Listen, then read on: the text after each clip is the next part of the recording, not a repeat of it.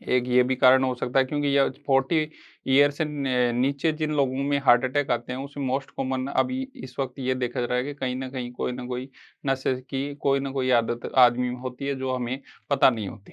जी। ठीक है। उसके अलावा अगर आप फिजिकली दिखने में फिट हैं तो आप जरूरी नहीं कि आप मेटाबॉलिकली फिट हो। मेटाबॉलिक फिटनेस जो अपने को आंखों से दिखती है उससे बिल्कुल डिफरेंट होती एक लोगों में चर्चा ये भी चल रही है कि कोरोना के बाद हार्ट अटैक ज़्यादा हो रहे हैं। है। ये बिल्कुल सही बात है। कोरोना के बाद में हार्ट अटैक और सडन कार्डियक डेथ दोनों डिफरेंट चीजें हैं। इनकी रिस्क कम्युनिटी में बहुत ज़्यादा बढ़ी है। मैं भी आज की तारीख में पिछले 2 साल से मरीज जब गांव से आते हैं, किसी मोहल्ले से आते हैं, तो वो मुझे बताते हैं कि हमारे पड़ोस में एक लड़का था, बैठे बैठे 2 मिनट में एक्सपायर हो गया। एक ये भी चलता है कि किसी को अटैक आया, वो हॉस्पिटल गया हम्म और उसने एंजियोप्लास्टी यानी स्टंट डलवा लिया, हम्म और हमारी लोकल भाषा में इसको कहते हैं छल्ला डलवा लिया। हम्म, सही कह रहा हूँ मैं? हाँ हाँ बाहर जब आता है तो उसको कई लोग कहते हैं कि ये आपके तो ब्लॉकेज था ही नहीं, डॉक्टर ने पैसे के लिए आपके यहाँ स्टंट डाल दिया है। हाँ केवल डॉक्टर हम्म, डॉक्टर को पैसा लेना था, हाँ आपको एडमिट कर लिया और वो हाँ डाल दिया। हाँ इसमें ऐसा कुछ नहीं है। हाँ। तो ये वास्तविकता क्या है? प्रॉपर तरीके से आदमी को कब पता चलता है कि मेरे हार्ट में दिक्कत हो गई? कई बार दिक्कत मांसपेशियों में होती है और भाग के जाता है हार्ट वाले डॉक्टर के पास। तो मेरे खिंचाव है जो मांसपेशियों में आया है या मुझे अटैक आया है, इसका ये पता आदमी को कैसे चले? ये आपने बहुत ही अच्छा सवाल पूछा है। सबसे इम्पोर्टेंट चीज ये है कि आपको जब हार्ट का दर्द होगा तो या तो एग्जर्शन के टाइम होगा, आप सीढ़ी चढ़ोगे या कोई काम करोगे, साइकिल चलाओगे या कोई भारी वजन उठाओगे, तब अगर कोई छाती में दर्द आ रहा है तो इसका मतलब ये हार्ट का दर्द हो सकता है। सबसे बढ़िया तेल जो है कच्ची घानी का सरसों का कह सकते सरसों का तेल, तिल का तेल हैं। अच्छा। और उसके अलावा ऑलिव ऑयल आप यूज कर सकते हैं। ये 3 ही तेल अच्छे हैं। जितने भी रिफाइंड जिस तेल पे लिखा हुआ है, जिस बोतल पे रिफाइंड लिखा हुआ है, वो आपकी हेल्थ के लिए अच्छा नहीं। टॉक विद बीएमआर की हेल्थ एंड वेल्थ सीरीज में आपका स्वागत है। आज हमारे साथ चर्चा के लिए उपस्थित है हृदय रोग विशेषज्ञ डॉक्टर बीएल स्वामी। बीएल स्वामी ने एसपी मेडिकल कॉलेज बीकानेर से एमबीबीएस की, MD medicine BRD medical college Gorakhpur से तथा DM cardiology GB Pant hospital नई दिल्ली से की। फेलोशिप की degree American college of cardiology America से की। अभी Ayushman heart care centre Bikaner के एचओडी है। आज हम इनके साथ हृदय रोग से संबंधित सभी प्रकार की चर्चा करेंगे, तो आप हमारे साथ बने रहिए। नमस्कार, मैं ब्रिजमोहन रामावत। आप देखना शुरू कर चुके हैं टॉक विद बीएमआर।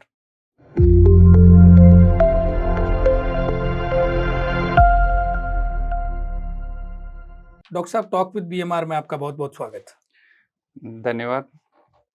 डॉक्टर साहब, मेरा आज पहला सवाल रहेगा, 27 वर्षीय प्रशांत भलोरिया जो क्रिकेट प्लेयर था, 31 वर्षीय जिग्नेश चौहान, 34 वर्षीय वसंत राठौड़ भी क्रिकेट प्लेयर था जिनकी हार्ट अटैक से डेथ हो गई। 35 वर्ष के अभिनेता सिद्धार्थ शुक्ला की भी ऐसे ही डेथ हुई। 38 वर्षीय एक व्यक्ति था जो बैडमिंटन खेलते हुए उसकी हार्ट अटैक से मौत हो गई। 36 वर्षीय रेसलर स्टार था, उसका नाम था ब्रे वाइट, उसकी भी हार्ट अटैक से मौत हो गई। और ये कहा जाता है कि कोरोना के बाद में 40 वर्ष से नीचे, चाहे वो प्लेयर हो चाहे वो कॉमेडियन हो, जिसमें मैं एक नाम लेना और भूल गया, राजू श्रीवास्तव कॉमेडियन था, उसकी भी हार्ट अटैक से मौत हो गई। तो ये कहते हैं कि जो फिजिकली फिट होते हैं उनकी डेथ नहीं होती हार्ट अटैक से कम। ऐसे सभी लोगों की डेथ हो रही है, तो क्या कारण है, मैं ये जानना चाहूंगा। मैं सभी दर्शकों को ये बताना चाहूंगा कि अगर आप दिखने में फिट लग रहे हैं जी। तो कोई जरूरी नहीं है कि आपका इंटरनल फिटनेस जो मेटाबॉलिक फिटनेस है वो आपकी ठीक है। इसका कोई संबंध नहीं है। अगर कोई फिजिकली लीन थिन और बॉडी बिल्डिंग में उसकी मसल्स काफी अच्छी हैं, उसके बाद भी वो अनफिट हो सकता है। मेटाबॉलिक फिटनेस बोलते हैं जिसको। जी। हाँ, तो इन सब लोगों में जो डेथ हुई है उसमें अपने को एक ये भी तहकीकात करनी चाहिए कि इनका कोई नशे का, कोई स्मोकिंग का, कोई किसी तरह का नशे से कोई संबंध रहा हो, एक ये भी कारण हो सकता है, क्योंकि ये 40 ईयर से नीचे जिन लोगों में हार्ट अटैक आते हैं उसमें मोस्ट कॉमन अभी इस वक्त ये देखा जा रहा है कि कहीं ना कहीं कोई ना कोई नशे की कोई ना कोई आदत आदमी में होती है जो हमें पता नहीं होती। जी। ठीक है। उसके अलावा अगर आप फिजिकली दिखने में फिट हैं तो आप जरूरी नहीं कि आप मेटाबॉलिकली फिट हो। मेटाबॉलिक फिटनेस जो अपने को आंखों से दिखती है उससे बिल्कुल डिफरेंट होती है। मेटाबॉलिक फिटनेस के लिए अपने को देखना है, सबसे पहले आप उसका देखिए कि उसका शुगर कितना है, शुगर नॉर्मल रेंज में है कि नहीं है।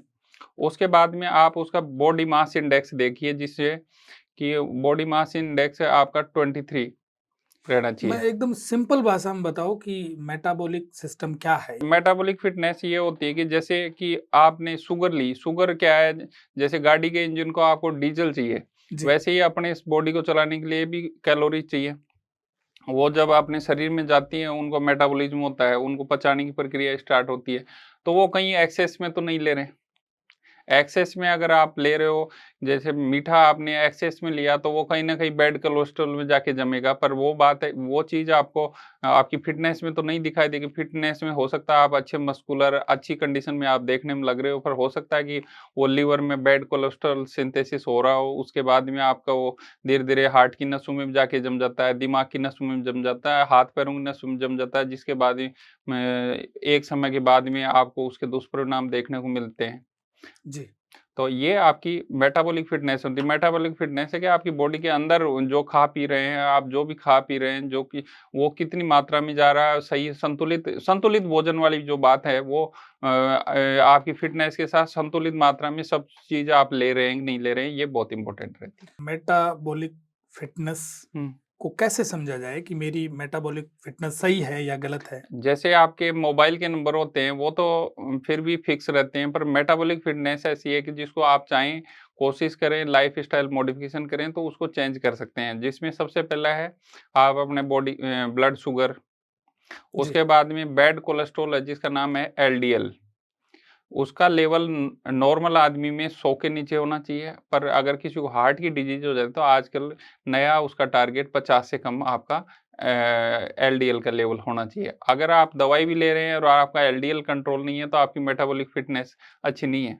आपको लग रहा है कि आप दवाई भी ले रहे हैं, आप अच्छी जिम कर रहे हैं, एक्सरसाइज कर रहे हैं, और अगर आपका एलडीएल कोलेस्ट्रॉल कंट्रोल नहीं है तो आपकी इंटरनल फिटनेस तो बेकार है, यूज़लेस है। मतलब जी। आपकी फ़िटनेस अच्छी कितनी दिखने में अच्छी हो, पर इंटरनल तो आपकी फ़िटनेस ठीक नहीं। दूसरा, कई बार एलडीएल को कंट्रोल करने के लिए आपके जेनेटिक फैक्टर होते हैं। अगर आपके फ़ादर-मदर किसी में हार्ट अटैक की फैमिली हिस्ट्री है और आपको एलडीएल हाइपर कोलेस्ट्रोलेमिया की कोई डिज़ीज़ है, तो एलडीएल अगर आपका 500 से ऊपर चला जाता है, तो कई बार 18 साल की उम्र में भी मैंने हार्ट अटैक के केसेज़ देखे हैं। तो अच्छा। इसलिए हाँ, 18 साल के उम्र में भी हमने हार्ट अटैक के केसेज़ देखे हैं, तो उसमें कई बार एलडीएल होता है।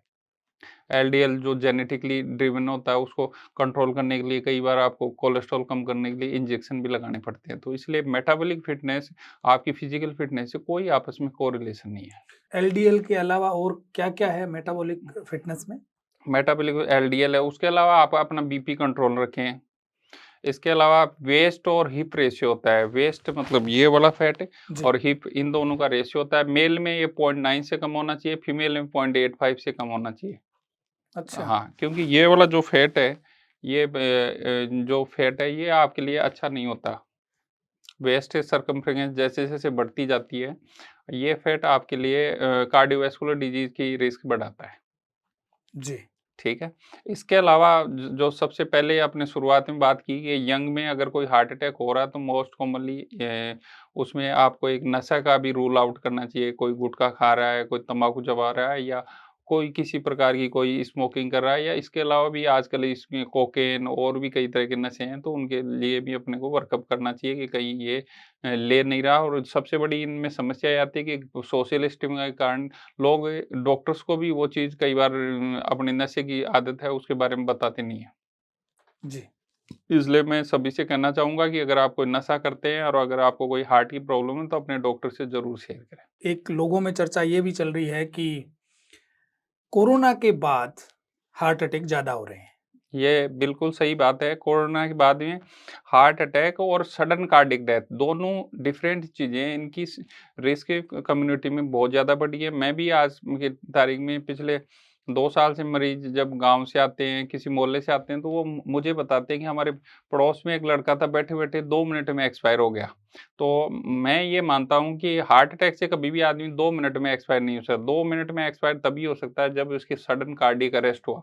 सडन कार्डियक अरेस्ट और हार्ट अटैक दोनों डिफरेंट चीज़ें हैं। इनको मैं थोड़ा-सा विस्तार से बताना चाहूँगा जी, कि आपने जैसे गाड़ी का इंजन होता है तो एक डीज़ल की लाइन होती है जो कि अपने को फ्यूल सप्लाई देती है। ऐसे ही अपने हार्ट में भी कुछ नाड़ियाँ होती हैं जो अपने को ब्लड सप्लाई देती हैं। ब्लड अपने हार्ट की मांसपेशियों के लिए फ्यूल की तरह काम करता है। उसमें ऑक्सीजन होता है, न्यूट्रिएंट्स होते हैं जो हार्ट की मांसपेशियों को सप्लाई करते हैं। तो अपने हार्ट की जो नस ब्लड सप्लाई दे रही है उसमें अगर ब्लॉकेज आता है तो हार्ट अटैक बोलते हैं। और इसके अलावा जैसे गाड़ी के इंजन में सेल्फ स्टार्ट करने के लिए बैटरी होती है, उसमें सेल्फ स्टार्ट करने का तो ऐसा सेल्फ स्टार्ट करने के लिए इलेक्ट्रिकल सिस्टम अपने हार्ट में भी होता है जो भगवान के द्वारा बनाया जाता है, वो कंटिन्यूअस चलता रहता है। जी। पर कई बार क्या है कि अपनी खान-पीन या कोरोना वायरस के बाद में कुछ बॉडी में ऐसे चेंजेज़ हुए हैं कि अचानक अपने हार्ट चलते-चलते रुक जाता है। तो ऐसी परिस्थिति में सोसाइटी में लोगों को सीपीआर की ट्रेनिंग होनी चाहिए। सीपीआर के द्वारा चेस्ट कंप्रेशंस और सीपीआर जो प्रक्रिया है उसके द्वारा अपने 10 में से 4 लोगों को इस तरह की जब कंडीशन बनती है तो अपने उनको दोबारा से रिवाइव कर सकते हैं। अच्छा 10 में से 4 लोगों को बचा सकते हैं, बचा सकते हैं अगर ये सही से सीपीआर और हाँ, हार्ट कंप्रेशन से? हाँ, हार्ट कंप्रेशन और सीपीआर अगर सही तरीके से दिया जाए और साथ ही सही समय पे हॉस्पिटल पेशेंट को पहुँचा दिया जाए, तो ऐसी कंडीशन क्योंकि कई बार मरीज़ की साँस तो रुक जाती है, पर हार्ट अंदर फिर भी गतिशील रहता है जी। और सीपीआर देने से कई कई बार हार्ट की गति रुक भी जाती है, तो वो वापस भी स्टार्ट हो सकती है, अगर आप 3 मिनट या 5 मिनट के समय के अंदर सीपीआर स्टार्ट कर दें। तो ये कार्डियक अरेस्ट के समय आपको इसका स्पेशली ध्यान रखना चाहिए। हाँ, कार्डियक अरेस्ट होगा, जैसे-जैसे बैठा-बैठा आदमी अचानक बोलना बंद कर दिया, तो मोस्ट लाइकली उसमें कार्डियक अरेस्ट ही कॉज़ होता है, वो हार्ट अटैक नहीं है। हार्ट अटैक में तो आपको छाती में दर्द होगा, घंटे 2 घंटे का आपको टाइम मिलता है और दर्द ऐसा होगा कि पहले आपको कभी नहीं हुआ और दूसरा ये बाजू से लेके यहाँ तक गला आपका भारी होगा, जैसे चेस्ट पे कोई पत्थर रख दिया हो ना, उस तरह का आपको पेन होगा, बहुत अनईज़ीनेस होगी, पसीना आएगा, घबराहट होगी, ये आपको एक टाइम मिलता है हार्ट अटैक में। घंटे 2 घंटे का जब जब तक आप हॉस्पिटल हार्ट अटैक से भी कार्डियक अरेस्ट हो सकता है, पर बात है कि हार्ट अटैक की प्रक्रिया स्टार्ट होने से थोड़ा समय आपको ज़रूर मिलता है। कम से कम 20 मिनट का समय तो जब आपकी हार्ट की मांसपेशियाँ डैमेज होने का टाइम लगता है, तो कम से कम 20 मिनट का समय तो शुरुआत में आपको उस चीज़ को एहसास करने में, पता लगने में आपको टाइम लगता है। दूसरा फिर आप ईसीजी कराते हैं। कार्डियक अरेस्ट हार्ट अटैक 25% केसों में हार्ट अटैक भी कार्डियक अरेस्ट का कॉज़ होता है। पहले डॉक्टर साहब ये कहा जाता था कि हार्ट अटैक जब तीसरी बार आता है, तब आदमी की डेथ होती है। 2 अटैक धीरे-धीरे आएँगे और तीसरा अटैक आपको बड़ा आएगा। हुँ। वो यूँ एक बात चलती है कि अच्छा फलाँ आदमी को तो 2 अटैक आए हुए हैं भाई पहले से। इस बार आ गया तो बचने मुश्किल है। तो ये क्या है? मतलब इसको मैं समझना ये एक चाहूँगा। समाज में गलत धारणा है, क्योंकि हार्ट अटैक के 2 ग्रुप ऑफ पेशेंट हैं, एक 50 साल से कम का, एक 50 साल से ज़्यादा का। अगर 50 साल से कम के आदमी में अगर पहली बार भी हार्ट अटैक आया, तो उसके लिए ज़्यादा जानलेवा साबित हो सकता है, क्योंकि जैसे-जैसे आपकी उम्र बढ़ती है, आपकी टॉलरेंस हार्ट अटैक से सर्वाइव करने की बढ़ती है। क्योंकि यंग यंग पेशेंट में क्या है कि मोस्टली 40 से 50% पेशेंट में तो हार्ट में कोई ब्लॉकेज ही नहीं होता। अचानक उसको स्ट्रेस हुई, रात को नींद नहीं आई, कोई फैमिली में कोई किसी तरह का स्ट्रेस हुआ और अचानक से स्ट्रेस का लेवल बढ़ा और हार्ट की झिल्ली आपकी उतर गई और वहाँ क्लॉटिंग बन गई। उससे यूजुअली यंग पेशेंट में हार्ट अटैक होते हैं और अचानक से अगर क्लॉटिंग बनी है, तो ये इस तरह के हार्ट अटैक में जान जाने की रिस्क बहुत ज़्यादा रहती है। अगर किसी के पहले से ब्लॉकेज है, बेसलाइन 90% ब्लॉकेज है, अगर उसको हार्ट अटैक आता है, तो उसको सर्वाइव करने का थोड़ा चांस ज़्यादा रहता है। जी, और हार्ट अटैक का कोई ऐसा गोल्डन रूल नहीं है कि फर्स्ट हार्ट अटैक में इसकी डेथ नहीं हो सकती। मेरी जानकारी में ये है कि अब 20 से 25% पेशेंट अगर सही समय पे हॉस्पिटल नहीं पहुँचते हैं ना, तो ये लोग पहले हार्ट अटैक में भी इस तरह से पेशेंट की डेथ हो सकती है। जी। कोई 2-3 हार्ट अटैक के लिए ज़रूरी नहीं, क्योंकि इसी सोच के चक्कर में लोग क्या है सही समय पे उस चीज़ का इलाज नहीं कराते हैं। इससे कई लोगों की हार्ट भी डैमेज होता है, साथ में उनकी मृत्यु भी हो जाती है। तो ये एक गलत धारणा है कि 3 हार्ट अटैक आएँगे तभी कुछ दिक्कत होगी, ये अभी ये किया है, अभी और वेट कर सकते हैं, ऐसा कुछ है तो नहीं। 3-2-1 ऐसा कुछ नहीं कोई है। कुछ कि एक माइनर हार्ट अटैक और एक मेजर हार्ट अटैक, ये क्या है? माइनर और मेजर हार्ट अटैक की ये जो पब्लिक में जो चीज़ है वो मेडिकल साइंस से कोई कोरिलेशन नहीं है। हमारे पास 2 ही हार्ट अटैक आते हैं। एक हार्ट अटैक आता है कि जिसमें ईसीजी का जो एसटी सेगमेंट है वो एलिवेट हो जाता है। उसमें हमें कुछ टेस्ट कराने की ज़रूरत नहीं है। हम ईसीजी देखेंगे, आपको सीधा बोल देंगे आपको हार्ट अटैक है। जी। तो इस हार्ट अटैक में तो हमें क्या है कि 2 घंटे के टाइम के अंदर या 6 घंटे के विंडो पीरियड होता है जो हार्ट अटैक का गोल्डन पीरियड, उसके अंदर आपको उस ब्लॉकेज को खोलना है, जो क्लॉट बना है उसको बाहर निकालना है तार डाल के, और उसको वहाँ पे अगर ज़रूरत है तो आप स्टेंट लगा देंगे। तो इससे क्या होता है कि अगर टाइमली आपने इंटरवेन किया तो आपका हार्ट बिल्कुल डैमेज नहीं हो सकता। फिर आप अगर आपको हार्ट अटैक आए तो बाद में आप साइकिल चला सकते हैं, कुछ भी काम कर सकते हैं, नॉर्मल लाइफ जी सकते हैं। अच्छा। हाँ, और अगर आपको हार्ट अटैक आया और आपने 6-12 घंटे वो गैस की गोलियाँ खाने में या इधर-उधर में सोचने में टाइम लगा दिया, तो फिर आपका हार्ट डैमेज हो जाएगा। फिर आप थोड़ा-सा भी 1 किलोमीटर भी चलेंगे तो आपको साँस फूलने लगेगी। तो आपकी क्वालिटी ऑफ लाइफ और आप जो भी मेहनत का काम करना चाहते हैं, वो नहीं कर पाएँगे। क्योंकि आपका हार्ट की मांसपेशी डैमेज होगी। कई लोग कहते हैं इसके तो हार्ट अटैक आया तो इसकी पंपिंग 60% है और दूसरे वाले की पंपिंग 30%, 25%, 20% रहेगी। वो 20% तभी होती है जब आप डिले कर देते हैं। आप सोचते हैं कि अभी तो गोली खा लेते हैं, कुछ काम चला लेते हैं, फिर बाद में देखें। हुँ, आपने अभी एक वर्ड काम में लिया, गोल्डन पीरियड। हुँ, ये गोल्डन पीरियड को लेकर के बड़ी चर्चा होती है। हुँ। ये क्या है? इसको भी थोड़ा समझा दो। गोल्डन पीरियड वो समय होता है कि जिसके अंदर आप किसी जैसे कि आपकी खेत है, खेत में पानी जाता है। जी। तो पानी जाता है तो फसल में कई बार होता है कि लाइट नहीं आई, मौसम खराब हो गया, कुछ भी हो गया तो फसल को पानी नहीं दिया। तो फसल का जैसे आप पत्ते देखते हो तो साइड में किनारे से हल्के-हल्के सूखने चालू होते हैं ना, उस वक़्त अगर आपने पानी की सप्लाई दे दी तो वो पत्ते वापस मेंटेन हो जाते हैं। पर एक बार बिल्कुल सूख गए, हरापन उनका खत्म हो गया, उसके बाद में आप पानी देंगे कुछ फ़र्क पड़ेगा उसको? जी। तो वैसे ही अपने हार्ट में है, तो आपको एक सही समय है, जैसे खेत का कुछ 2 दिन, 4 दिन, 5 दिन का टाइम रहता होगा, उ उस पीरियड में अगर आप पानी की सप्लाई वापस से स्टार्ट कर देते हैं, तो फसल एकदम ठीक हो जाती है। पर उसके बाद भी 2 दिन भी और निकल गए, तो वो फसल कभी ठीक नहीं हो पाती, वो आपके लिए फ्रूटफुल नहीं रहती, उसमें अनाज नहीं आएगा। वैसे ही अपने हार्ट के लिए भी 2 घंटे का टाइम है और मैक्सिमम आप 12 घंटे तक का समय आजकल की गाइडलाइन कुछ गाइडलाइंस में ये कहते हैं कि 12 घंटे के समय में अगर आपने इंटरवेंशन कराया तो आपका हार्ट डैमेज होने से बच सकता है। मेरी खुद की नॉलेज में है, मैंने जनरल पब्लिक के और कुछ लोगों के 15 से 20 केस ऐसे किए जिनको मैंने 1 घंटे के अंदर हार्ट अटैक के 1 घंटे के अंदर एंजियोप्लास्टी करी। आज उनकी सबकी पंपिंग 60% है, सब साइकिल चलाते हैं। अच्छा। हाँ, वो और नॉर्मल बंदे में कोई फ़र्क नहीं महसूस करते वो लोग। डॉक्टर साहब एक बात बताइए हुँ।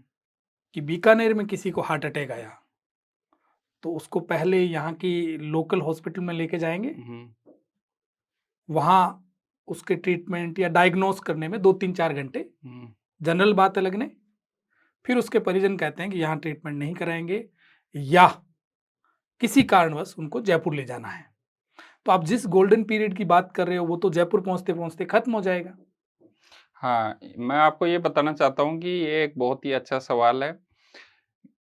एक समय था कि जब स्टंट लगाने की अगर आपको ज़रूरत पड़ती थी, तो ऐसा लोग मानते थे कि बड़ी जगह पे जाना चाहिए, वो बिल्कुल जायज़ थी। जी। पर समय के साथ टेक्नोलॉजी इतनी विकसित हो गई कि आज अमेरिकन हार्ट एसोसिएशन कहता है कि एक सिंगल कार्डियोलॉजिस्ट का अगर कोई सेंटर है, तो वहाँ पे अगर आपको हार्ट अटैक की इमरजेंसी में अगर आपको वहाँ पे स्टंट लगवाना है और या किसी बड़े सेंटर पे लगवाना है, तो बेटर जो चीज़ है वो आपकी गोल्डन पीरियड में जो आपने काम करवाया वो आपके लिए बेटर रहेगा। इसलिए आज किसी भी छोटे सेंटर हो या बड़ा सेंटर हो, क्योंकि टेक्नोलॉजी में कोई डिफरेंस नहीं है। इवन कई बार ऐसा होता है कि छोटे सेंटर पे जो बंदा है वो बड़े सेंटरों से भी ज़्यादा एक्सपीरियंस होते हैं, इसमें कोई डाउट नहीं है। एक्सपीरियंस कोई सेंटर का मोहताज नहीं होता है। एक्सपीरियंस आपके बहुत सारी चीज़ों में डिपेंड करता है कि आज आपके घर में 4 लोग हैं, जी, चारों ही डॉक्टर हैं, पर चारों का एक्सपीरियंस अलग-अलग हो सकता है, क्योंकि हर की परिस्थितियाँ अलग डेवलप हुई।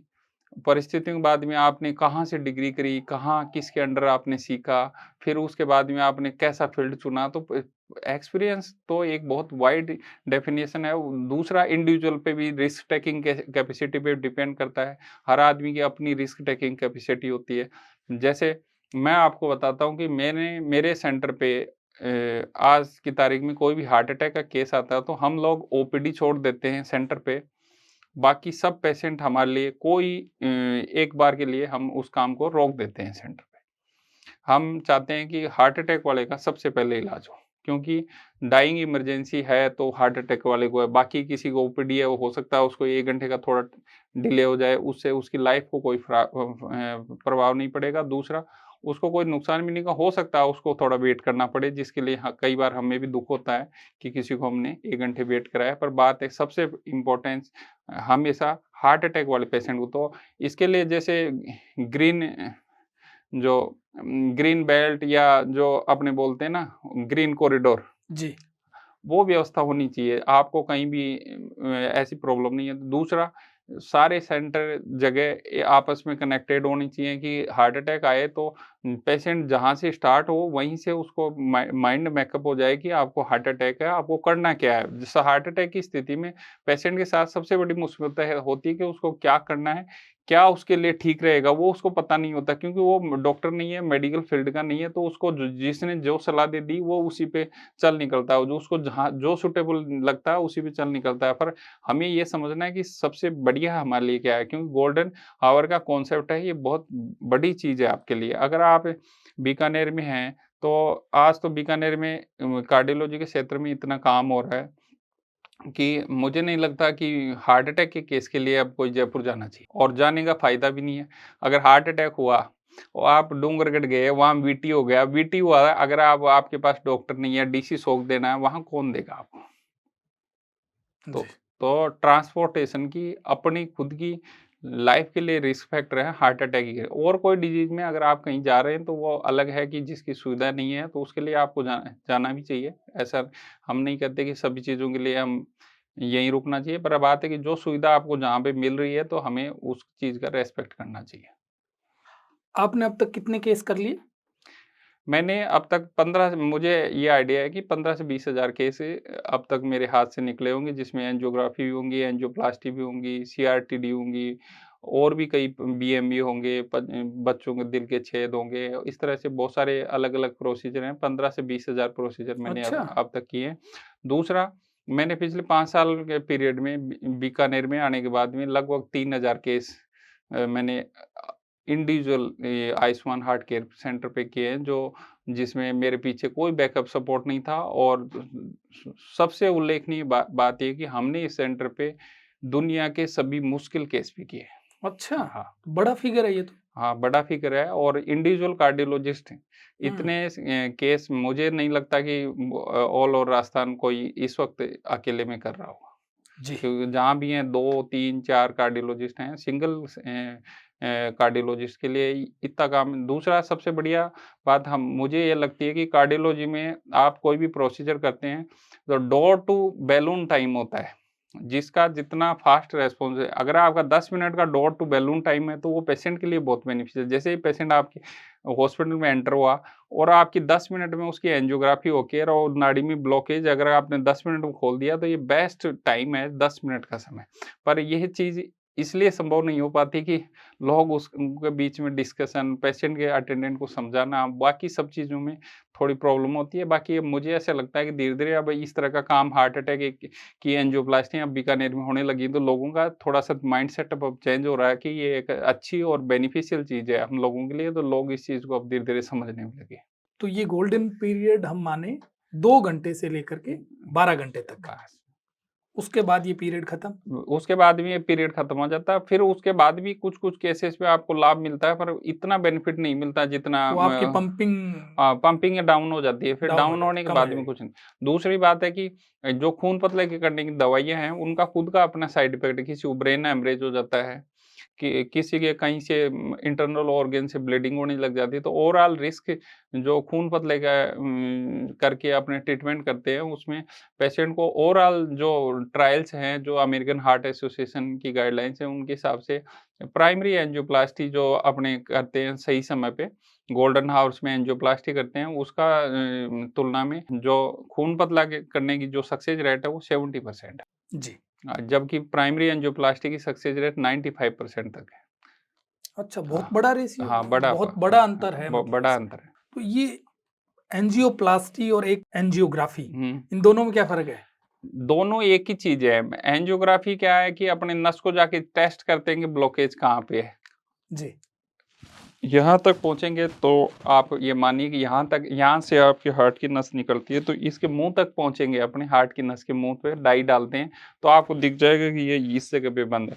अब ब्लॉक है, तो फिर उसमें तार डालेंगे, तार डाल के उस कचरे को बाहर निकालेंगे, अगर कोई क्लॉटिंग जमी हुई है, तो फिर उसमें स्टेंट लगाने की जो आगे की फर्दर प्रक्रिया है, वो एंजियोप्लास्टी होती अच्छा, ये जाँच तो है है। एंजियोग्राफी, हाँ, और और जाँच होने के बाद बाद में उपचार की जो मेथड है, उपचार को एंजियोप्लास्टी बोलते जी, हैं। हाँ। और एक होती है बाईपास सर्जरी। हुँ। ये इसको क्या बोलोगे आप? ये सर्जरी है, जो आपने ये मैं एंजियोप्लास्टी की है? आपको एक चीज़ डिस्क्राइब हार्ट अटैक के केस में कभी भी बाईपास की ज़रूरत नहीं होती है। अच्छा, कुछ हज़ार में एक कोई केस हो सकता है कि जिसके अंदर अपने को बाईपास की इमरजेंटली ज़रूरत होती है। यूजुअली हार्ट में 3 नसें होती हैं। तो हार्ट अटैक जब भी आता है यूजुअली एक नस में ब्लॉकेज आता है जो 100% ब्लॉकेज होता है। अच्छा, तो जब हार्ट अटैक आता है तो अपने को सिर्फ़ उसी नस पे काम करना होता है, उसी नस को खोलना होता है ताकि एक बार मरीज़ की जान बचे। जी, फिर उसके बाद में अगर बाकी 2 नसों में ब्लॉकेज है, तो उनको बाद में स्टेज आप एंजियोप्लास्टी भी कर सकते हैं और अगर आपको लगे कि एंजियोप्लास्टी नहीं हो सकती, तो आप बाईपास के लिए भेजते हैं। पर आजकल टेक्नोलॉजी इतनी आ गई कि आपको 100 केस में से 2 केस को ही बाईपास की आवश्यकता होती है, बाकी 98% केसेज़ में अब बाईपास की ज़रूरत नहीं होती। उसकी एंजियोप्लास्टी हो जाती है। हाँ, लगभग एंजियोप्लास्टी 3 नस जब ब्लॉक होती हैं तभी एंजियोप्लास्टी हो जाती है। दूसरा कि एक आजकल सिंटैक्स स्कोर आया है, तो उस स्कोर से आप रिस्क असेसमेंट कर सकते हो कि इसके अंदर बाईपास बेटर रहेगी या आपकी एंजियोप्लास्टी बेटर रहेगी। तो आप उसे असेसमेंट करके आप डिसाइड कर सकते हैं। उसके अलावा सबसे इम्पोर्टेंट आपके कार्डियोलॉजिस्ट का कॉन्फिडेंस होता है कि उसको किस लेवल का टेक्नोलॉजी का एक्सपोज़र है, वो उस चीज़ को उसके लिए क्या मायने रखती है। तो ये हुँ। एंजियोप्लास्टी है, वो भी सर्जरी है? इसको क्या एंजियो बोलोगे आप? एंजियोप्लास्टी माइनर ऑपरेशन की तरह ही मानते हैं। ये तो डे केयर बेसिस की सर्जरी होती है जिसमें आप 24 आवर्स के लिए आप एडमिट रखते हैं पेशेंट को यूजुअली। कई बार किसी पेशेंट की थोड़ा डिलेड आया, आपका थोड़ा हार्ट डैमेज हो गया या कुछ ऐसी कोई प्रॉब्लम है तो अब उसको 2-3-4 दिन तक रख सकते हैं। बाकी ये तो हम लोग रात को जैसे 9-10 बजे सर्जरी करते हैं तो सुबह पेशेंट पैदल घूमता रहता है। अच्छा, हाँ, तो इसमें 6 चीरा 6 नहीं छ लगता? 6 घंटे के लिए आपको बेड रेस्ट की ज़रूरत चीरा है। लगाते हो कि नहीं लगाते? चीरा नहीं लगाते। हम तो ये कहते हैं कि आपको कैनुला लगेगी बस। और उसमें बाईपास में तो पूरा वो होता है। इवन है मैं आपको ये बताना चाहता हूँ एंजियोप्लास्टी करते हैं तो कुछ पेशेंट तो हमारे देखते रहते हैं कि सर क्या कर रहे हैं? अच्छा, हाँ, बात भी करते रहते हैं कि सर अभी क्या चल रहा है? बताइए क्या चल रहा है? तो उनको एनेस्थीसिया देते हो कि नहीं देते? बस लोकल जहाँ पे आपको इतना सा जो चमड़ी है जैसे पैर में या हाथ में बस इतना सी जगह सुन्न करते हैं। बाकी नहीं करते? बाकी सुन्न नहीं करते। पूरा पेशेंट प्रोसीजर खुद देखता है। तो आपको लगता नहीं कि ये कहीं डर तो नहीं जाए? नहीं, नहीं, बिल्कुल नहीं डरते। हम पेशेंट को पहले ओटी में जाते हैं, तो हम पहले उससे बहुत अच्छे से बात करते हैं, उनको कॉन्फिडेंस में लेते हैं, उसको पूरी तरह कॉन्फिडेंस में रखते हैं कि भैया आपको ऐसी कोई प्रॉब्लम नहीं आएगी, अब आपको दर्द नहीं होगा, आपको कोई तकलीफ नहीं होगी। तो उससे उसका कॉन्फिडेंस बिल्ड अप करते हैं, जिससे कि वो ड्यूरिंग प्रोसीजर बिल्कुल भी नहीं घबराए। कई बार लगता है कि घबरा रहा है, तो हल्का सेडेशन दे देते हैं। तो ऐसा हुआ है? हाँ, हमेशा डेली मतलब हमारे सेंटर पे तो आज डेली मानो कि एक प्रोसीजर होता ही है। नहीं, हाँ, कोई पेशेंट हुँ, बेड पर जाने के बाद उसको लगा वो डर के बेहोश हो गया हो, नहीं, ऐसा नहीं, हुआ है ऐसा कभी? नहीं होता, पर कुछ पेशेंट घबरा जाते हैं, तो फिर उनको हम है ना थोड़ा हल्का शॉर्ट एक्टिंग एनेस्थेटिक देते हैं, जिसको बहुत ही माइल्ड एनेस्थीसिया होता है, जिससे थोड़ा आपका दिमाग ओवर एक्टिव नहीं रहता। बाकी पेशेंट को होश में तो तब भी रहता है, उसको आप हाथ टच करेंगे तो वो अपना नाम सब कुछ बताता वो ज़्यादा सोचने के लिए है। हाँ, उसको हाँ, उसकी वो नहीं रहता, थॉट प्रोसेस थोड़ी कम हो धीरे जाती कर है। देते हो आप हाँ। उसको। एक ये भी चलता है कि किसी को अटैक आया, वो हॉस्पिटल गया हुँ, और उसने एंजियोप्लास्टी यानी स्टंट डलवा लिया हुँ, और हमारी लोकल भाषा में इसको कहते हैं छल्ला डलवा लिया। हुँ। सही कह रहा हूँ मैं? हाँ, हाँ। बाहर जब आता है तो उसको कई लोग कहते हैं कि ये आपके तो ब्लॉकेज था ही नहीं, हुँ, डॉक्टर ने पैसे के लिए आपके यहाँ स्टंट डाल दिया है। हाँ, केवल हुँ, डॉक्टर को पैसा लेना था, हाँ, आपको एडमिट कर लिया और वो हाँ, डाल दिया। हाँ, इसमें ऐसा कुछ नहीं है। हाँ। तो ये वास्तविकता क्या है? देखिए, ये चीज़ ऐसा भी होता है क्या कि कोई देखिए, फर्जी डाल देता है इस ऐसे? चीज़ को मैं आपको डिस्क्राइब करना चाहता हूँ जी, कि इसमें आज के टाइम में क्या है, कार्डियोलॉजी का सारा काम कंप्यूटराइज़्ड है, टेक्नोलॉजी बेस्ड है। उसमें हर पेशेंट की सीडी बनती है। हर चीज़ डिटेल उसकी स्टोरेज होती है, आपकी हर रिपोर्ट आपकी आजकल ऑनलाइन सिस्टम से निकलती है। हम अपनी उसमें कुछ भी नहीं कर सकते अपने लेवल पे। तो ऐसा तो कभी संभव हो ही नहीं सकता कि बिना ब्लॉकेज के कोई आपको स्टेंट लगा दे। अब बात आती है कि स्टेंट कब लगाना चाहिए, कब नहीं लगाना चाहिए। जी, इसके लिए मैं थोड़ा-सा डिस्क्राइब कर देता हूँ कि कई बार यंग पेशेंट होते हैं, तो यंग पेशेंट होता है तो उसकी क्या आर्टरी में सिर्फ़ झिल्ली उतरी है, उसके ब्लॉकेज नहीं है। तो अगर झिल्ली उतरी है तो आपकी आर्टरी में अल्सर बन गया। तो आप किसी ऐसे आदमी को दिखाया जिसको ब्लॉकेज देखना है, तो उसमें आपको ब्लॉकेज नहीं दिखेगा। पर आपने कोई आईवस किया या अल्ट्रासाउंड करी या कोई इमेजिंग करी तो आपको पता चला कि यहाँ पे उसके अल्सर था। तो अल्सर को कोरोनरी आर्टरी में हील होने के लिए साल भर से 2 साल का समय लग सकता है। तो उसमें अगर आज मैंने माना कि उसमें स्टेंट नहीं लगाया और मैंने छोड़ दिया, जी। तो आप देखोगे कि हो सकता है महीने भर बाद में दोबारा क्लॉटिंग बन गई और वो पेशेंट कोलैप्स हो गया। अच्छा, कोलैप्स हो गया। तो उसका नुकसान पेशेंट की फैमिली को बड़ा लॉस होता है। दूसरा, स्टंट अगर आपको किसी ने लगा भी दिया, ऐसी कंडीशन में जो कि गाइडलाइन के हिसाब से इंडिकेटेड है, लगा भी दिया तो उसमें कोई प्रॉब्लम नहीं आती। स्टंट की आज के टाइम सक्सेस रेट है 97-98% तक। दूसरा, स्टंट 3 महीने बाद में उसकी ड्रग रिलीज़ हो जाती है, उसके ऊपर आपकी जैसे हाथ की चमड़ी है, वैसे अपने शरीर के अंदर एंडोथेलियम है, उसकी कवरिंग हो जाती है। जैसे आपकी नॉर्मल वेसल थी, वैसे की वैसे वो वेसल वापस कन्वर्ट हो जाती है। इसके अलावा मैं आपको इस चीज़ को डिस्क्राइब कर दूँ क्योंकि आज की तारीख में टेक्नोलॉजी इतनी एडवांस हो गई है कि आप अगर आपने 20 साल पहले कार्डियोलॉजी करी है जी। और आपने पिछले 10 साल में कार्डियोलॉजी की है, तो टेक्नोलॉजी में दिन-रात का अंतर आ गया है। थिंक पूरी चेंज हो गई है, कार्डियोलॉजी प्रैक्टिस पिछले 10 साल में ड्रामेटिकली चेंज हो गई है। इतनी टेक्नोलॉजी आ गई है कि आप सोच नहीं सकते कि हर 1 या 2 साल में नई टेक्नोलॉजी कार्डियोलॉजी के क्षेत्र में आ रही है। और मुझे ऐसा लगता है कि अगर टाइमली कोई भी सेंटर इंटरवेन करता है, क्योंकि ये इस तरह की मिथ है, इस चक्कर में लोग अपने गोल्डन पीरियड्स को ये सोच के खराब कर देते हैं कि हमारे कहीं कोई फालतू में स्टंट तो नहीं लगा दिए। कम से कम मैंने कई बार मेरे सेंटर पे देखा है कि हार्ट अटैक का पेशेंट 100% ब्लॉक नस है, तो भी उसको लग रहा है कि मेरे को गलत स्टंट तो नहीं लगा रहे हैं। जी। तो उस चक्कर में सबसे बड़ा लॉस ये हो रहा है कि गोल्डन पीरियड में काम करना हम लोगों के लिए बहुत डिफ़िकल्ट हो रहा है। तो लोग इस चीज़ को कम से कम अपने दिमाग से निकाल दें कि कोई भी इस तरह से कोई काम नहीं कर सकता। हो सकता है 2 डॉक्टर्स की डिफरेंट ओपिनियन हो सकती है। तो डिफरेंट ओपिनियन होने का मतलब ये नहीं है कि आपके साथ गलत हुआ है। तो ये इसको हम पूरी तरह से पू मिथक माने पू कि पूरे डॉक्टर कमाई के लिए नहीं, आपके नहीं, स्टंट ये डाल देता है। पूरी तरह 100% ये मिथक है, जिसको क्या है कि कुछ हमारे प्रोफ़ेशन में भी कुछ लोग हैं जो बिज़नेस माइंड सेटअप के हैं, तो कॉम्पिटिटिव मार्केट है, देखिए लोग कि इस तरह की कुछ बातें करते होंगे, तो इन लोगों ने थोड़ा-सा पब्लिक के दिमाग में इस तरह से हमारे फ़ील्ड के कुछ लोग हैं जो थोड़े नॉन मेडिकल माइंड सेटअप के लोग हैं, जिनको वर्क नहीं करना या खुद को काम नहीं करना, तो उस टाइप के कुछ लोग हैं। देखो, हर बिज़नेस में इस तरह जी। के लोग होते हैं, तो उनके लिए आप अपने सबको दोषी नहीं ठहरा सकते। आपने कहा कि स्टंट डालने से पहले हुँ, एक सीडी बनती है, हाँ, यही कहा? हाँ, वो सीडी आप हर पेशेंट को देते हो? हाँ, सीढ़ी देते हैं। तो पेशेंट जाके कहीं चेक करा ले कि कहो मुझे मेरा स्टंट सही डला है या गलत डला है, बिल्कुल, बिल्कुल ऐसा ही उसमें होता है? हाँ। तो ये कुल मिला के उसको दिमाग से निकालना होगा कि ऐसे हाँ, फर्जी नहीं क्योंकि डाल सकता। इस चक्कर में पेशेंट उसको डिस्कशन हर पेशेंट आज के तारीख में एंजियोग्राफी के बाद में डिस्कशन में जाना चाहता है।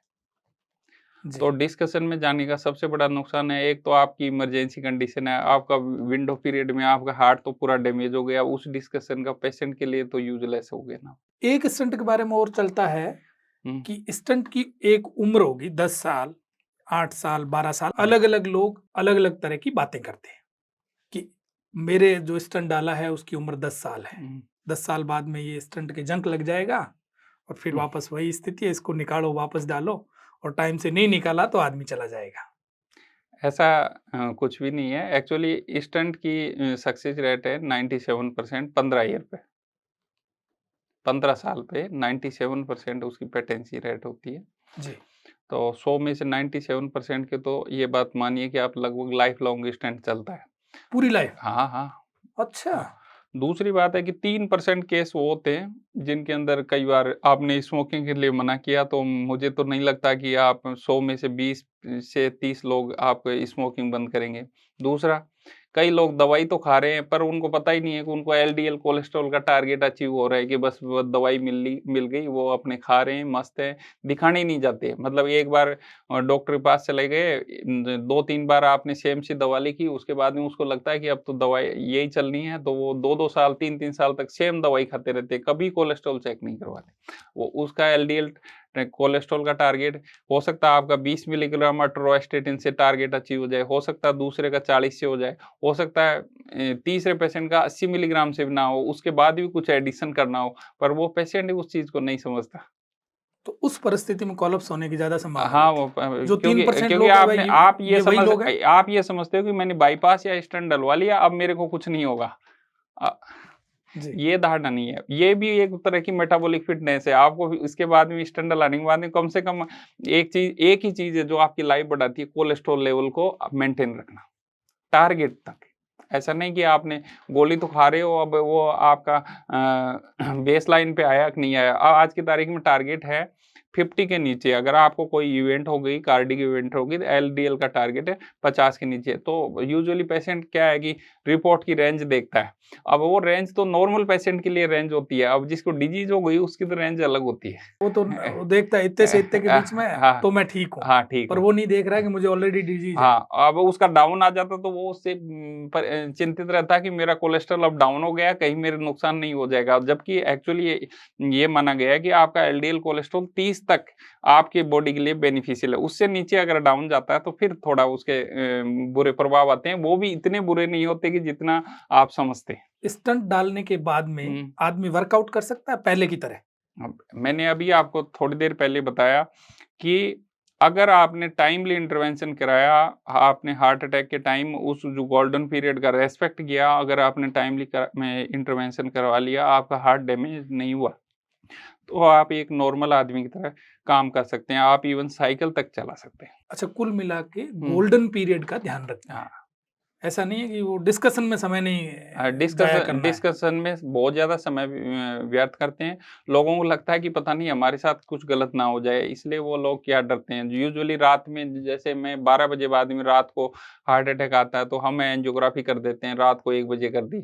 कम से कम मैंने कई बार देखा है कि 3 बजे तक तो 2 घंटे तक घर वालों का डिस्कशन चलता रहता है कि हम इसकी एंजियोप्लास्टी कराएँ या ना कराएँ। अच्छा, हाँ, बहुत मुश्किल होता है मतलब जब हार्ट अटैक के पेशेंट को जब आप टेबल पे ले लेते हो, जब उसका आपके वो खुद के ऊपर भी प्रेशर होता है कि अगर इसका ट्रीट नहीं किया तो ये पेशेंट कोलैप्स हो सकता है क्योंकि 2 घंटे का समय तो पेशेंट के लिए तो बहुत इम्पोर्टेंट है और कई बार ऐसे केसेज़ में अगर आप सही समय पे ठीक है न तो आप खून पतला की दवाई दे सकते, ना एंजियोप्लास्टी कर सकते क्योंकि बीच की कंडीशन में रह जाते। तो इसलिए आपको अपनी माइंड सेटअप थोड़ा चेंज करना होगा कि ऐसा कुछ गलत होता नहीं है। कोई भी आदमी आपके साथ गलत नहीं कर सकता, क्योंकि आज टेक्नोलॉजी का ज़माना है, सब चीज़ें ऑनलाइन हैं, वो सब सिस्टम है, ऐसे होता नहीं।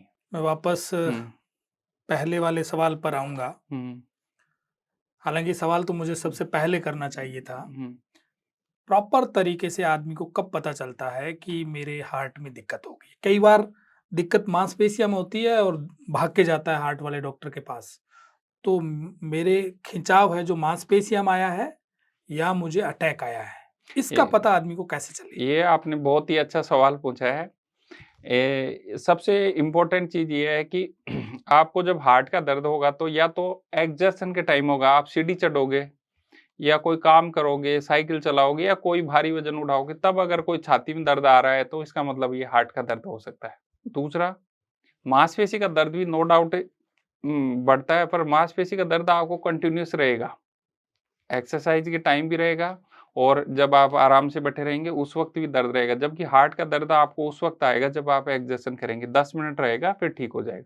15 मिनट, 20 मिनट, इससे ज़्यादा आपको हार्ट का दर्द नहीं रहता है। एपिसोडिक होता है, ये कुछ समय के लिए आएगा फिर चले जाएगा। जैसे अपने मारवाड़ी में चब के निकलते हैं। अच्छा, हाँ। वो कंटिन्यू नहीं रहेगा। कंटिन्यू कंटिन्यू रहेगा तब जब हार्ट अटैक आएगा। हार्ट अटैक आएगा तब उस वक़्त तो आपको भयंकर पसीना आएगा, साँस फूलने लगेगा, एकदम आपको लगेगा कि हाथी का पैर आपकी छाती के ऊपर आ गया है। उस वक़्त आपको कंटिन्यूअस पेन होगा जब हार्ट अटैक है। एक एंजाइना होता है, एक हार्ट अटैक। एंजाइना होती है जब आपका नाड़ी 100% ब्लॉक नहीं होता, जैसे आपकी 90-95% ब्लॉक होता है ना, तब आपको एक्सर्शन थोड़ा भी चलोगे या कुछ भी काम करोगे ना, तब आपको दर्द होगा। जब हार्ट अटैक आएगा जब तब नाड़ी 90 से पूरी टोटल अचानक 100 में बदलेगी।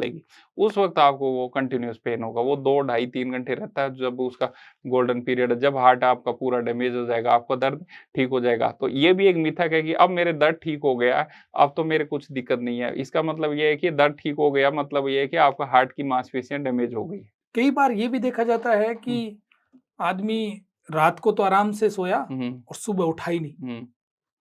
तो वो क्या है? हाँ, ये आपने अच्छी चीज़ पूछी कि ये मैंने अभी थोड़ी देर पहले बताया कि ये सडन कार्डियक अरेस्ट होते हैं। जब ये कई बार नींद में भी हो सकते हैं, कई बार चलते वक़्त भी हो सकते हैं, कई बार बहुत ज़्यादा एक्सरसाइज़ कर रहे हो उस वक़्त भी हो सकते हैं क्योंकि एक्सरसाइज़ का एक लिमिट होता है। उसके अबोव आप जाके एक्सरसाइज़ करते हैं तो आप एनाएरोबिक फ़ेज़ में चले जाते हैं। जिस वक़्त आपको प्रॉपर बॉडी को ऑक्सीजन मिलना रिक्वायरमेंट के जैसे फ्यूल कंज़प्शन के लिए गाड़ी में जैसे आप देखते हैं कि गाड़ी को अगर फ्यूल कंज़प्शन के लिए ऑक्सीजन प्रॉपर नहीं मिलता, जैसे गाड़ी में भी ऑक्सीजन लेने का सिस्टम होता है, अगर उसमें कुछ प्रॉब्लम आती है तो गाड़ी काला धुआँ निकालने लग जाती है। वैसे ही जी, अपनी बॉडी में होता है कि अगर आप एनाएरोबिक थ्रेशोल्ड के ऊपर चले गए तो आपके बॉडी में लैक्टिक एसिड या दूसरे तरह के पदार्थ आपकी बॉडी में जमने लग जाए। इसी तरह जब हार्ट को प्रॉपर ऑक्सीजन नहीं जाएगी तो उस वक़्त वेंट्रिकुलर टैकीकार्डिया धड़कन आपकी अचानक बढ़ सकती है या कुछ भी हो सकता है। तो उस कंडीशन में आपकी डेथ हो जाती है। आप बेहोश होके गिर जाते हैं। तो इसलिए वर्कआउट की एक लिमिट है। इसके लिए मैं आपको एक सिंपल सा फ़ॉर्मूला बताता हूँ। जी, आप 220 माइनस आपकी एज कर दीजिए। आपकी एज है माना 50 साल। जी, 220 में से 50 170 170 का 85% कर दीजिए। जी। हाँ, तो ये आपकी मैक्सिमम हार्ट रेट है जहाँ तक आप एक्सरसाइज़ कर सकते हैं। उसके आगे आपको करना है तो फिर हॉस्पिटल जाके आप टीएमटी करेंगे। अच्छा, ये हार्ट बीट यदि आपकी वहाँ तक बढ़ती है हाँ, तब तक तो आप करो हाँ। और इससे यदि ज़्यादा हो जाती है हाँ, तो फिर नहीं करना। तो तो उससे फिर आगे नहीं बढ़ना उससे आपको। आगे नहीं बढ़ना और जब भी कोई एक्सर्शन करना है तो धीरे-धीरे बढ़ाना है। ऐसे नहीं कि आज पहले दिन ही मैंने बहुत ज़्यादा एक्सरसाइज़ स्टार्ट कर दी। एक्सरसाइज़ जब भी करो 3-4 महीने के टाइम पे धीरे-धीरे रूटीनली उसको बढ़ाओ। आज आपने 20 मिनट की, कल उसको 22 मिनट करो, 25 मिनट करो। धीरे-धीरे, धीरे अपने एक्सर्शन को बढ़ाओ ताकि बॉडी अपनी एक्लिमेटाइज़ हो जाए उसके लिए। डॉक्टर साहब, कई बार देखा जाता है कि आदमी की धड़कन बढ़ जाती है, हुँ। तो उस धड़कन को कंट्रोल करने के लिए क्या करना चाहिए? या आप लोग कैसे कंट्रोल करते हो उसको? हम सबसे पहले जब भी कोई पेशेंट बोलता है कि मेरी धड़कन बढ़ जाती है, तो हम उसका पूरा इवैल्यूएशन करते हैं कि धड़कन 2 तरह की होती है। एक खतरनाक टाइप की होती है, एक नॉर्मल होती है कि वो ठीक है कोई स्ट्रेस हुआ या वैसे ही थोड़ी देर के लिए धड़कन तेज़ हुई थी, 130-40 आपकी धड़कन हो गई।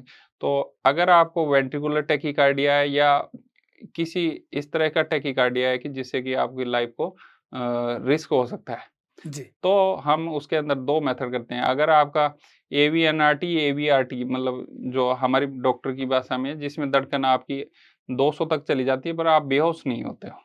जी, पर वो है कि कभी ये इस तरह की धड़कन की दिक्कत आपको साल में 5-6 बार, बार-बार हो रही है, आपको तकलीफ है, तो हम उसमें रेडियो फ्रीक्वेंसी एब्लेशन करते हैं। जैसे एंजियोग्राफी करते हैं, वैसे एक तार ले जाते हैं, उसको हार्ट के अंदर ले जाके वो जो अगर आपका कोई डबल पाथवे बनता है, ऐसे पाथवे होते हैं, तो यूजुअली स्लो से जाती है, पर कई बार क्या है कि फास्ट पाथवे खुल जाता है, तो इस पाथवे को हम बहुत बिल्कुल बाढ़ की तरह पाथवे होता है, उसको बर्न कर देते हैं। कोई इम्प्लांट उसके अंदर लगाते नहीं है हार्ट के अंदर, बस सिंपल प्रोसेस होता है, इसमें स्टडी करके उसको हटाते हैं। दूसरा, अगर आपको वेंट्रिकुलर टैकीकार्डिया है, जी। उसमें क्या है कि आदमी चलते-चलते बेहोश हो गया, तो उसमें कई बार आप देखते हो कि छाती पे कुछ लगा के बिजली के झटके देने पड़ते हैं। तो इस तरह की अगर प्रक्रिया हुई तो पहले तो ये पता करते हैं कि हार्ट की पंपिंग कितनी है, आपकी ईसीजी किस तरह की। तो इन कंडीशन में आपको इंट्राकार्डिक डिफिब्रिलेटर, एक बैटरी टाइप की मशीन है, उसको यहाँ लगाते हैं, 2 तार हार्ट के अंदर लगाते हैं, जो उसमें ऑटोमेटिक सेंसर होता है कि जब भी आपको लगा कि धड़कन आपकी तेज हुई तो वो सेंस करता है और वो आपको शॉक दे देगा। तो वो आपको लाइफ सेविंग, जब हम डॉक्टर की भाषा में या जी। लेमैन भाषा में हम ये बता सकते हैं कि जैसे यमराज जी से लड़ने वाला कोई यंत्र है तो वो आईसीडी है। अच्छा, जिसको पेसमेकर बोलते हैं। पेसमेकर का अपर वर्जन है। अच्छा, ये उससे ऊपर की चीज़ है। ऊपर तो की ये क्या अंदर लगता है या बाहर लगता है? वैसे ये चमड़ी के नीचे यहाँ पे बिल्कुल, ये भी जैसे एंजियोग्राफी की तरह है, वो बिना बेहोश करे ही वो चमड़ी के नीचे लगा देते हैं। ये लोकल एनेस्थीसिया में ही करते हैं, इसमें भी पेशेंट होश में रहता है, बेहोश नहीं करते हैं इसके अंदर भी। जैसे ही हार्ट बीट बढ़ती है, अ, वो शॉक देता है और हाँ, वो हार्ट बीट कम हो जाती है। कम हो जाती है। दूसरा इसका ये भी फ़ायदा रहता है कि कुछ पेशेंट में अगर बहुत कम पेशेंट में अगर ये सेप्टम में या थोड़ा ठीक जगह पे इसको फिजियोलॉजिकल पेसिंग में लगाते हैं, तो कुछ लोगों की अगर पंपिंग कम होती है, थोड़ी पंपिंग भी से इंक्रीज होती है, बहुत कम। पर इसका एक अपर वर्जन और आता है जिसे सीआरटी बोलते हैं। जी। उसमें क्या है, ये 2 तार का होता है, वो 3 तार का होता है। उसको इधर साइड में जाके हार्ट की जहाँ मांसपेशियाँ कमज़ोर रहती हैं, उस साइड से उसको में करंट देते हैं, तो उससे क्या हार्ट की पंपिंग ऐसे होने लग जाती है। यूजुअली ऐसे-ऐसे होती है, एक हिस्सा कॉन्ट्रैक्ट कर रहा है, दूसरा कर नहीं रहा। तो जो हिस्सा कॉन्ट्रैक्ट नहीं कर रहा, उसमें एक तार लगा देते हैं उधर से, तो वो करंट उधर से देता है, तो हार्ट अपनी पंपिंग बराबर करने लग जाता है। इससे क्या है, कई बार पेशेंट की पंपिंग बढ़ भी जाती है। यूजुअली तो ये ट्रायल्स कहते हैं कि एवरेज 10% बढ़ती है, पर ये हर पेशेंट में रेस्पॉन्स इसका अलग आता है। कईयों की तो 25 से 40-45% तक भी बढ़ जाती है, कईयों की बिल्कुल भी नहीं बढ़ती। कई पेशेंट की 25% है तो 35% होगी, हर पेशेंट का अलग-अलग रेस्पॉन्स आता है। जबकि 10% पेशेंट ऐसे होते हैं जो अनरेस्पॉन्सिव होते हैं, उनको इसको लगाने के बाद बस एक ही बेनिफिट रहता है कि कोई धड़कन तेज़ हुई तो वो आपको धीरे कर देगा, कम कर देगा। कम कर देगा। हाँ। आपने खूब सारे स्टंट लगाए, हुँ, खूब सारे ये जिसको मैं लेमैन की भाषा में हुँ, कहूँ, कोई आदमी कहता है पेसमेकर लगाया, खूब सारे लगाए होंगे हुँ, आपने। जटिल आज तक का आपको लगा हो कि यार इसको लगाने में बड़ा टफ रहा, हुँ, या इसकी ये स्थिति थी जो बचने लायक नहीं था, हुँ, जिसको मैंने ये स्टंट लगाया और ये पेशेंट बच गया? कम उम्र के बच्चे का कोई हुँ। ऐसी सर्जरी की हो, तो मैं 1-2 उदाहरण के साथ जानना। मैं आपको बता देना चाहता हूँ कि हमारे सेंटर पे आज तक सबसे छोटा एज का केस 8 महीने का बच्चा था जिसका हमने दिल का छेद बंद किया था। अच्छा। हाँ, जो हमारे लिए बहुत ही अमेज़िंग था वो केस। उसमें एक दिल में छेद था बच्चे का। हमने उस बच्चे को आज ही दिल में छेद बंद किया, दूसरे दिन उसको उसकी मदर के साथ गोद में खेलते हुए वापस डिस्चार्ज किया था, जो हमें हमारे सेंटर के लिए भी गर्व की बात थी कि अब बिना किसी चीर-फाड़ के हमने बच्चे का दिल का छेद बंद किया। उसके अलावा हमने एक्सट्रीम एज पे भी काम किया। यूजुअली 75 ईयर के अबोव एज के अबोव लोग काम नहीं करना चाहते, इसलिए कि कॉम्प्लेक्सिटी बहुत है वहाँ पे। नाड़ियाँ टेढ़ी-मेढ़ी हो जाती हैं, चूना जमा होता है तो वायर डालना, उनमें इम्प्लांट लगाना बहुत डिफ़िकल्ट जॉब होता है। हमने हमारे सेंटर पे लगभग 95 ईयर तक की एज के पेशेंट के पेसमेकर और स्टंट लगाए हैं, जिसमें 1-2 केस तो मैंने शुरुआती फ़ेज़ में किए थे, जो ऐसे थे कि उनको बाईपास सर्जन्स ने मना कर दिया था कि इनकी बाईपास भी नहीं हो सकती। डिस्पाइट दैट हमने उन केसेज़ में 2 या 3 स्टंट, इवन मेरी नॉलेज में बेस्ट पॉसिबल है कि एक गंगानगर की माताजी है, उनके मैंने 6 स्टंट एक साथ उसके मैंने लगाए थे, और वो पेशेंट ये चाहती थी कि मुझे मेरी पोती की शादी करनी है, 1 साल ज़िंदा रहना है। अच्छा, वो अभी तक 3 साल से वो पेशेंट अभी एकदम ठीक है। 6 स्टंट लगाए आपने। 6 स्टंट लगाए थे। क्या क्यों? एज थी उनकी? उनकी एज थी 65 ईयर। अच्छा। तो ये केस मेरे लिए बहुत ही मेमोरेबल केस रहा कि मैंने बीकानेर जैसे छोटे शहर में एक साथ 6 स्टंट लगाए, और सबसे इम्पोर्टेंट चीज़ ये थी कि उस पेशेंट ने मुझे क्लियर कट बोल दिया कि मैं अपनी जान चली जाए पर मैं बाईपास सर्जरी नहीं कराऊंगी। खान पान का क्या ध्यान रखें? विशेष रूप से ये कहते हैं कि घी मत खाओ, फलां ऑयल मत खाओ, आपको ये हेवी चीज नहीं खानी, ड्राई फ्रूट्स कम खाने, ऐसी बातें भी बहुत चलती है। खान पीन का बिल्कुल सिंपल है। आप जब भी खाना स्टार्ट करें सबसे पहले सलाद खाएं। जी। सलाद खाने से क्या है कि आपका पेट में जैसे ही सलाद जाएगी आपकी भूख थोड़ी कम हो जाएगी।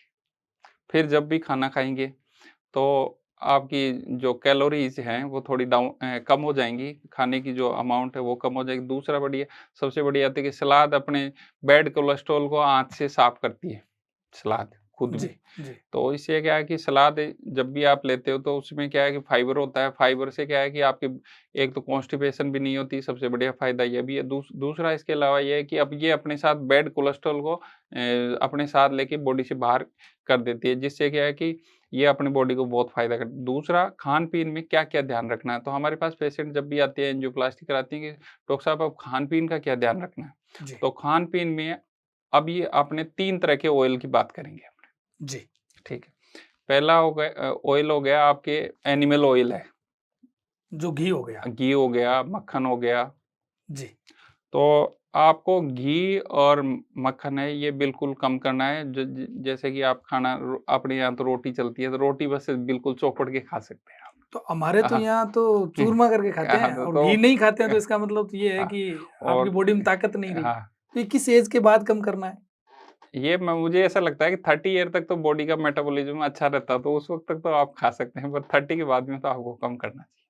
अच्छा, हाँ, उसके बाद में तो फिर क्या है, हाइट और जो आपकी वो सब चीज़ें तो कंप्लीट हो जाती है, फिर आपकी सर्कम्फ्रेंस इंक्रीज़ होना स्टार्ट हो जाती है, वेस्ट सर्कम्फ्रेंस। तो जी, इसलिए आप उसके बाद में कम करते हैं। दूसरा, इसके अलावा ये तो हो गया। दूसरा है कि अपनी सब्ज़ी बनाते हैं ना, वो ऑयल होता है, वो होता है ये एनिमल ऑयल, वेजिटेबल ऑयल बोलते हैं जिसको। जी, उसमें सबसे बढ़िया तो हम लोग बोलते हैं कि कच्ची घानी का जो सरसों का तेल है वो सबसे बढ़िया होता है।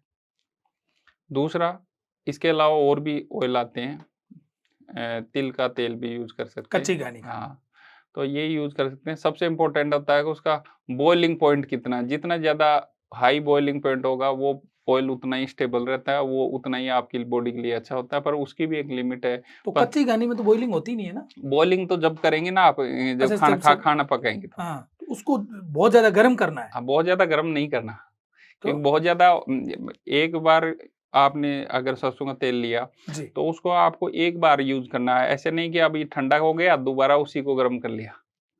अच्छा, हाँ, दोबारा नहीं यूज़ करना उसको। एक ही बार करना है एक ही उसको। बार करना। दोबारा यूज़ करेंगे तो फिर वो फैटी एसिड हो जाएँगे, वो आपके लिए नुकसानदायक हो। जैसे आप देखते हो कि समोसा, कचौरी वाला एक बार यूज़ हुआ, दोबारा यूज़ हुआ, तिबारा यूज़ हुआ, तो ये सबसे ज़्यादा फैटी एसिड का सोर्स होता है, जो कि फैटी एसिड 1% से ज़्यादा अगर आपकी बॉडी में है, तो वो आपके लिए हार्ट डिजीज़ के लिए काफ़ी बड़ा रिस्क फैक्टर होता है।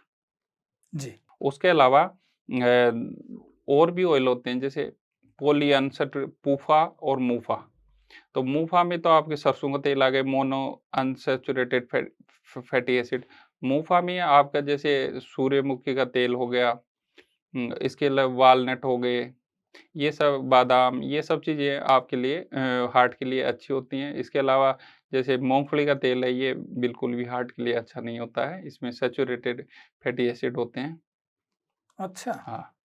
इसके अलावा आप जितना हो सके फ्रूट डाइट में होते हैं, क्योंकि फ्रूट में एंटीऑक्सीडेंट भी होते हैं और दूसरा पोटेशियम की मात्रा हाई होती है, जिससे कि आपका बीपी भी लो होता है। तो फ्रूट से आपकी हेल्थ के लिए अच्छे होते हैं, पर बात है कि डायबिटीज़ हो तो थोड़ा आपको ऐसे फ्रूट्स अवॉइड करने हैं जो बहुत ज़्यादा मीठे हों, जिनमें शुगर कंटेंट ज़्यादा। आजकल मैक्सिमम देखा जाता है कि पाम ऑयल को लोग ज़्यादा यूज़ करते हैं। हुँ। तो पाम ऑयल कैसा है स्वास्थ्य के लिए? पाम ऑयल में भी वही है, जैसे मूँगफली का तेल है वैसा ही पाम ऑयल होता है, वो बॉडी के लिए, हेल्थ के लिए अच्छा नहीं होता है। सबसे बढ़िया तेल जो है कच्ची घानी का सरसों का कह सकते सरसों हैं। का तेल, तिल का तेल अच्छा, और उसके अलावा ऑलिव ऑयल आप यूज़ कर सकते हैं। ये 3 ही तेल अच्छे हैं। जितने भी रिफाइंड जिस तेल पे लिखा हुआ है, जिस बॉटल पे रिफाइंड लिखा हुआ है, वो आपकी हेल्थ के लिए अच्छा नहीं। अच्छा, रिफाइंड जहाँ भी यूज़ हो गया, तो हम मतलब मैं ओवरऑल लोगों की बात कर रहा हाँ। हूँ। यूँ माँगते हैं जाकर के रिफाइंड ऑयल दे दे भाई, दुकान वाले को जाकर के तो कहते हैं। ये ऑयल बिल्कुल मेरे को भी एक समय तक पता नहीं था, जब मैं खुद डॉक्टर बना ना, जी, उसके बाद में मैंने मेरे घर में ये सब बंद कराया। पहले पहले रिफाइंड ऑयल ही आता था। जी। तो आजकल कई लोगों को ये देखा जाता है कि घी में सब्जियाँ बनाते हैं, हाँ, तो वो कैसी है? वही बताया, वो सैचुरेटेड फैटी एसिड है, वो यूज़फुल नहीं है आपके वो लिए, भी अच्छे यूज़फुल हाँ। नहीं है। दूसरा, सब्ज़ी बनाते समय एक सब चीज़ और ध्यान रखें कि सब्ज़ी जब बन रही है उस वक़्त आप उसमें नमक ना डालें। क्योंकि उस वक़्त नमक डालते हैं तो वो नमक डेप्थ में चला जाता है, तो आपकी जीभ को टेस्ट नहीं आता, जीभ को लगता है कि नमक कम है। नमक सब्ज़ी में तब डालें जब आप सर्व करने जा रहे हो ना, उस वक़्त उसके ऊपर ऊपर से डालें, ताकि वो सरफेस पे नमक रहता है तो आपकी जीभ को टेस्ट लगता है कि अच्छा नमक है, आपका टेस्ट भी अच्छा रहता है। जबकि डेप्थ में नमक की उसकी क्वांटिटी कम होती है, तो इससे एक इस प्रक्रिया से आप है ना थोड़ा साल्ट इंटेक भी अपना कम कर सकते हैं। तो यहाँ तो उल्टा कहा जाता है कि ऊपर से आपको नमक लेना नहीं है। मतलब आप सब्ज़ी बॉयल कर रहे हैं, बॉयल करते वक़्त अगर आपने नमक डाला तो नमक उसकी डेप्थ में चला गया। सब्ज़ी बनने के बाद डालना है। हाँ, बनने के बाद में डालना है। अच्छा, उससे क्या है कि उसकी सरफेस पे नमक रहेगा तो आपको जीभ को भी टेस्ट लगेगा, और जबकि क्वांटिटी उससे कम आपकी यूज़ होगी, कंज़्यूम कम होगी। तो ये थे हमारे हाँ, साथ हाँ। हृदय रोग विशेषज्ञ डॉक्टर बीएल स्वामी। आपको हमारा ये शो कैसा लगा? आप हमें कमेंट करके ज़रूर बताइए। हुँ, डॉक्टर साहब आप हमारे यहाँ पधारे, आपका बहुत-बहुत आभार। Thank you.